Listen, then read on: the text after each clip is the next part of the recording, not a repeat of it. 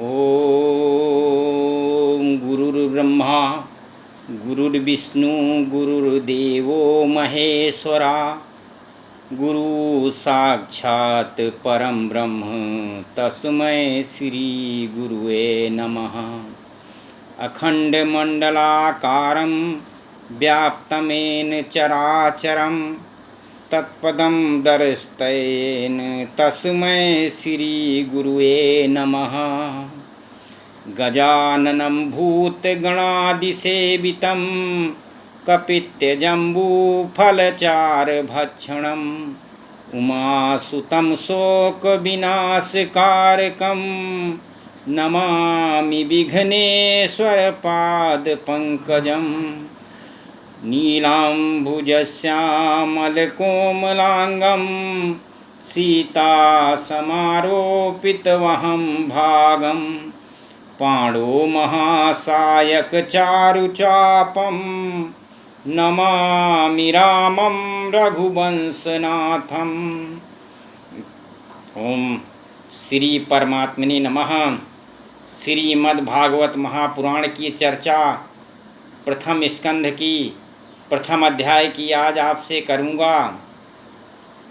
श्री सूत जी से शौनकादि ऋषियों का प्रश्न मंगलाचरण, जिससे इस जगत की सृष्टि स्थिति और प्रलय होते हैं, क्योंकि वह सभी सद्रूप पदार्थों से अनुग्रत है और असत पदार्थों से पृथक है।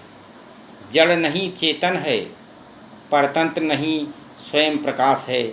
जो ब्रह्मा अथवा हिरण्यगर्भ नहीं प्रभुत्व, उन्हें अपने संकल्प से ही जिसने उस वेद ज्ञान का दान किया है, जिसके संबंध में बड़े बड़े विद्वान भी मोहित हो जाते हैं। जैसे तेजोमय सूर्य रश्मियों में जल का जल में, स्थल का स्थल में और स्थल में जल का भ्रम होता है, वैसे ही जिसमें यह त्रिगुणमयी जागृत स्वप्न सुसप्ति रूपा सृष्टि मिथ्या होने पर भी अधिष्ठान सत्ता से सत्यव्रत प्रतीत हो रही है, उस अपनी स्वयं प्रकाश ज्योति से सर्वदा और सर्वथा माया और मायाकार से पूर्णतः मुक्त रहने वाले परम सत्य रूप परमात्मा का हम ध्यान करते हैं। महामुनि व्यासदेव के द्वारा निर्मित इस श्रीमद्भागवत महापुराण में मोक्ष पर्यंत फल की कामना से रहित परम धर्म का निरूपण हुआ है। इसमें शुद्ध अंतःकरण सत्पुरुषों के जानने योग्य उस वास्तविक वस्तु परमात्मा का निरूपण हुआ है, जो तीनों तापों का जड़ से नाश करने वाली और परम कल्याण देने वाली है। अब और किसी साधन या शास्त्र से क्या प्रयोजन? जिस समय भी सुकृति पुरुष इसके श्रवण की इच्छा करते हैं, ईश्वर उसी समय अविलंब उनके हृदय में आकर बंदी हो जाती हैं। इसके मर्मज्ञ भक्तजन यह श्रीमद्भागवत वेद परम रूप कल्प वृक्ष का पका हुआ फल है। श्री सुखदेव जी रूप तोते के मुख का संबंध हो जाने से यह परमानंदमय सुधा से परिपूर्ण हो गया है। इस फल में छिलका गुठली आदि त्याज्य अंश तनिक भी नहीं है। यह मूर्तिमान रस है। जब तक शरीर में चेतना रहे तब तक इस दिव्य भगवत रस का निरंतर बार बार पान करते रहना चाहिए। यह पृथ्वी पर ही सुलभ है। कहते हैं कि बड़े भाग मानुष तन पावा, सुर दुर्लभ मुनि ग्रंथन गावा। साधक धाम मोक्ष कर द्वारा, पाई न जही परलोक संवारा। ये शरीर, यह मानव शरीर बहुत पुण्य से मिला है। अनेक जन्मांतर के कर्म दुष्कृत्याज्य कर्मों का इससे नाश हो सकता है। यह अगर कलयुग, जिसमें कलयुग को कहते हैं, कलयुग केवल नाम आधारा, सुमिर सुमिर नर उतरहि पारा। तो कलयुग में केवल नाम का ही महत्व है, इसमें जप तप इतने करने की ज़रूरत नहीं है। नाम लेने मात्र से ही मानव का कल्याण हो जाएगा, उसके जन्म जन्मांतर के पाप क्षीण हो जाएंगे। तो एक बार भागवत की कथा मैं आपको सुनाता हूँ, ताकि इसको श्रवण कर लेने मात्र से आपके पुण्य कर्मों की जो है प्राप्ति हो जाएगी और दूषित कर्मों का नाश हो जाएगा। तो कथा प्रारंभ। एक बार भगवान विष्णु एवं देवताओं के परम पुण्य क्षेत्र नैमिषारण्य में शौनकादि ऋषियों ने भगवत प्राप्ति की इच्छा से सहस्त्र वर्षों से पूरे होने वाली एक महान यज्ञ का अनुष्ठान किया। एक दिन उन लोगों ने प्रातःकाल अग्निहोत्रात नित्य कर्मों से निवृत्त होकर सूत जी का पूजन किया और उन्हें ऊंचे आसन पर बैठाकर बड़े आदर से उनसे प्रश्न किया। ऋषियों ने कहा कि सूत जी, आप निष्पाप हैं। आपने समस्त इतिहास पुराण और धर्मशास्त्रों का विधिपूर्वक अध्ययन किया है तथा उनकी भली भांति व्याख्या भी की है। वेदताओं से श्रेष्ठ भगवान बद्री नारायण ने एक भगवान के सगुण निर्गुण रूप को जानने वाले दूसरे मुनियों से जो कुछ जाना है, उन्हें जिन विषयों का ज्ञान है, वो सब आप वास्तविक रूप से जानते हैं। आपका हृदय बड़ा ही सरल और शुद्ध है, इसी से आप उनकी कृपा और अनुग्रह के पात्र हुए हैं। गुरुजन अपने प्रेमी शिष्य को गुप्त से गुप्त बात भी बता दिया करते हैं। आयुष्मान, आप कृपा करके यह बतलाइए कि उन सब शास्त्रों पुराणों और गुरुजनों के उपदेशों में कलयुगी जीवों के परम कल्याण का सहज साधन आपने क्या निश्चित किया है। आप संत समाज के भूषण हैं। साधन करने में लोगों की रुचि और प्रवृत्ति भी नहीं है। लोग आलसी हो गए हैं, उनका भाग्य तो मंद है ही, समझ भी थोड़ी है। इसके साथ ही वे नाना प्रकार के विघ्न बाधाओं से घिरे हुए रहते हैं। शास्त्री भी बहुत से हैं, परंतु उनमें एक निश्चित साधन नहीं।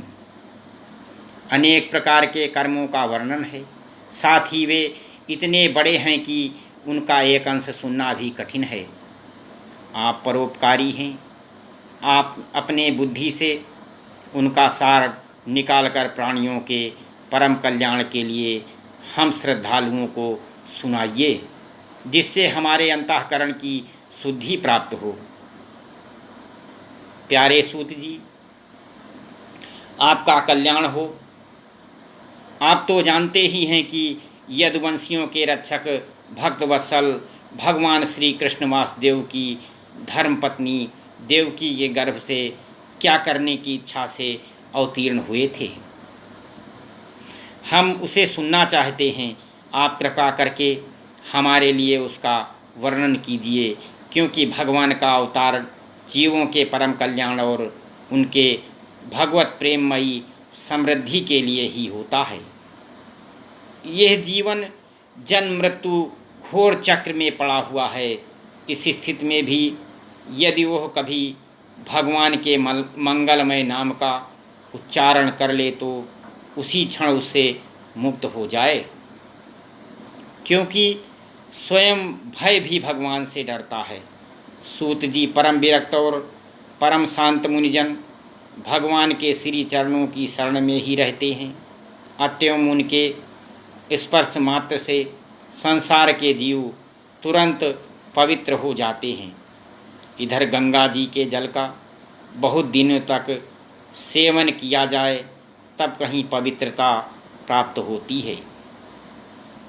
ऐसे परम पुण्यात्मा भक्त जिनकी लीलाओं का गान करते रहते हैं, उन भगवान का कलमलहारी पवित्र यश, भला आत्मशुद्धि की इच्छा वाला ऐसा कौन मनुष्य होगा जो श्रवण ना करे। वे लीला से ही अवतार धारण करते हैं। नारद आदि महात्माओं ने उनके उदार कर्मों का गायन किया है। हम श्रद्धालुओं के प्रति आप उनका वर्णन कीजिए। बुद्धिमान सूत जी, सर्वसमर्थ प्रभु अपनी योग माया से स्वच्छंद लीला करते हैं।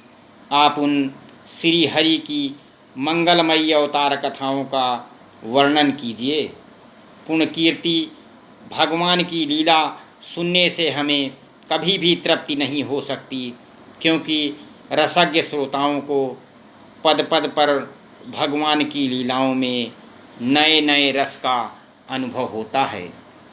भगवान श्री कृष्ण अपने को छिपाए हुए थे, लोगों के सामने ऐसी चेष्टा करते थे मानो कोई मनुष्य हों, परंतु उन्होंने बलराम जी के साथ ऐसी लीलाएं भी की हैं जो ऐसे पराक्रम भी प्रकट करता है जो मनुष्य नहीं कर सकते। कलयुग को आया जानकर इस वैष्णव क्षेत्र में हम दीर्घकालीन सत्र का संकल्प करके बैठे हैं।